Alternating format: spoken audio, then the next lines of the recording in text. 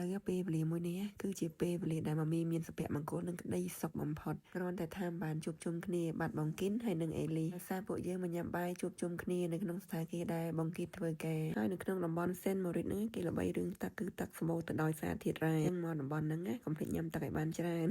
បកមកមើលម្ហូបដែលបងគិនគាត់ណែនាំឲ្យម៉ាមីញ៉ាំនៅក្នុងភោជនីយដ្ឋានដែលគាត់ធ្វើការមួយនេះឥឡូវនេះញ៉ាំនំប៉័ង top portion មុនពេល starter ហើយនឹងមាន course មកដល់គិតទៅមានកូនរៀនផ្នែកខាងហ្នឹងក៏ល្អម្យ៉ាងដោយសារគាត់ធ្វើការនៅក្នុងស្ថានភាពមួយហ្នឹងការស្នាក់នៅរបស់ម៉ាមីហើយនឹងការញ៉ាំអាហារពេលល្ងាចមួយនេះ